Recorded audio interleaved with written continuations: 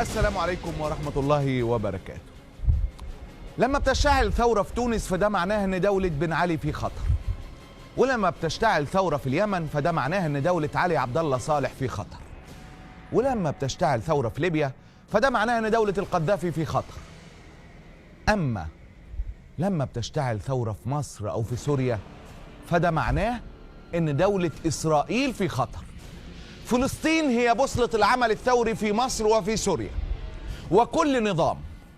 وكل نظام تتجه ثورات في البلدين بحيث لا تشكل خطرا على إسرائيل فهو نظام لا يعول عليه. خد بالك، أي ثورة في البلدين لا تشكل خطر على إسرائيل فالنظام بتاعها يبقى ملوش لازمة. خدعوك فقالوا بشار نظام ممانع، والحق إن بشار نظام ممانع. خدعوك فقالوا مبارك صاحب أول ضربة جوية، والحق إنه مبارك صاحب شيمون بيريز وإسحاق رابين ونتنياهو.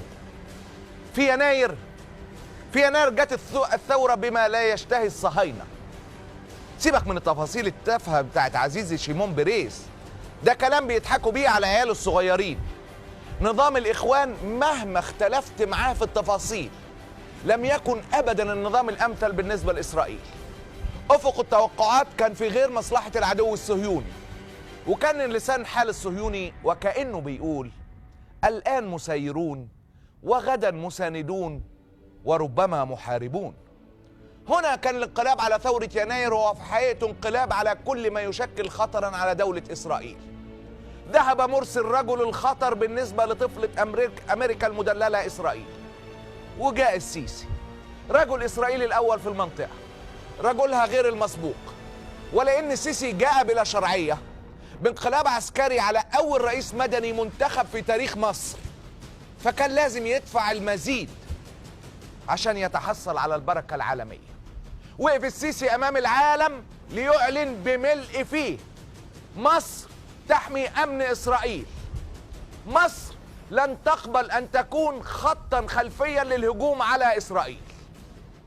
احنا لما بناخد إجراءات أمنية داخل سيناء، الهدف منها ان احنا بنأكد ان احنا لا نسمح بان ارضنا تشكل قاعدة لتهديد جيرانها او منطقة خلفية لهجمات ضد اسرائيل.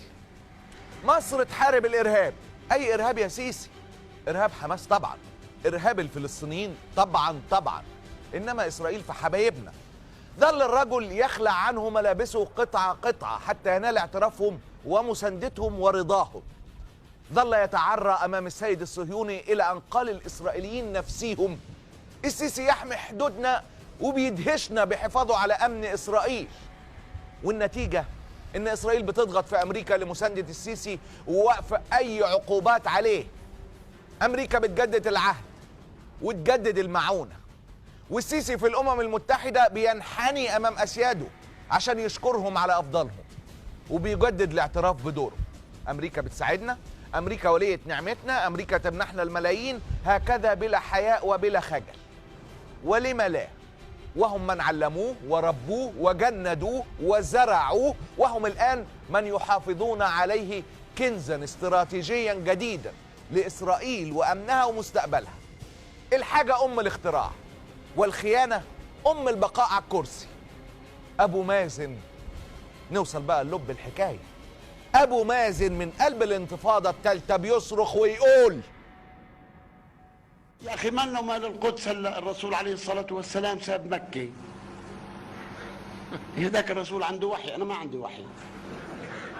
هذه الجلسة والتي عقدت في رام الله. يا أخي مالنا ومال القدس؟ الرسول عليه الصلاة والسلام ساب مكة. مالنا ومال القدس، مالنا ومال القدس، مالنا ومال القدس. السيسي يصرخ هاتفا باسم إسرائيل المقدسة من بلد الأزهر الذي كان شريفا وفي كوعه شيوخ وقساوسة عمائم وصلبان، فترتد الصرخة في جوانب الجامع الأموي يرددها من وراء بشار شيخ أخرق. أنا أقول شخصيا للقائد الفذ بوتين: أيها القائد العملاق، أيها القائد المحبوب، أيها القائد الذي حطمت أسطورة الأمريكيين في السطوة والعلو والجبروت، عهدا منا أمام الله وأمام التاريخ أنه إذا تعرضت روسيا الاتحادية إلى حرب من الإرهاب والإجرام، عهدا أمام الله سنحمل البندقية ونقف إلى جانبكم.